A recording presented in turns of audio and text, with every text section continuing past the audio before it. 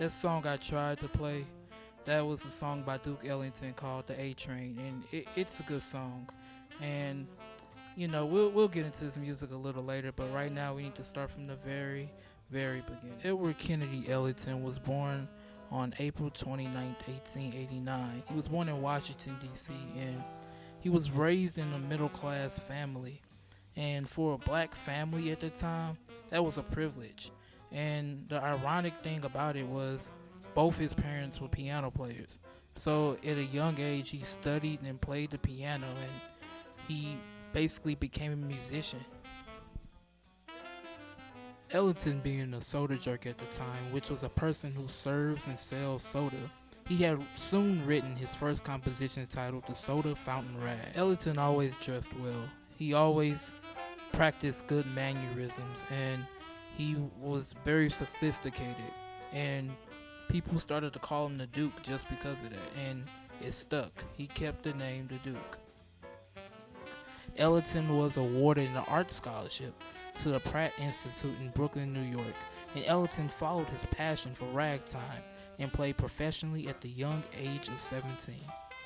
Ironically, Duke Ellington was around to see the racial riots of 1919's Red Summer, which was 3 months of bloody violence directed at black communities in Chicago, San Francisco, and it even happened in Washington, D.C. at the time. However, when racial injustice continued to grow, so did his music. In the early 1920s, ragtime evolved into another form of music called jazz. Ellington had a band that was originally called the Duke Serenaders that played during the end of World War I, and by the time they arrived in New York around the early 1920s, they changed their name to the Washingtonians. And at that time, jazz had become an integral part of the Harlem Renaissance.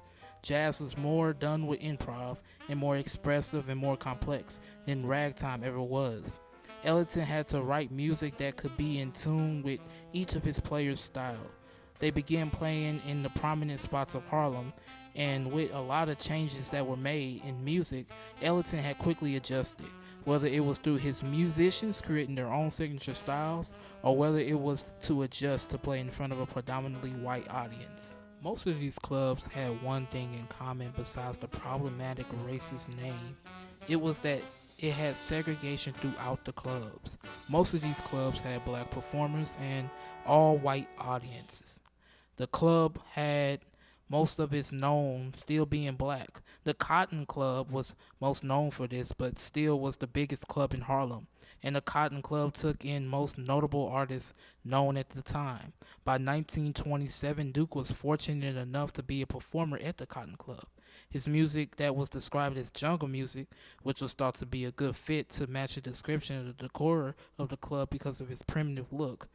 Ellington took advantage of the opportunity and presented the best of his music.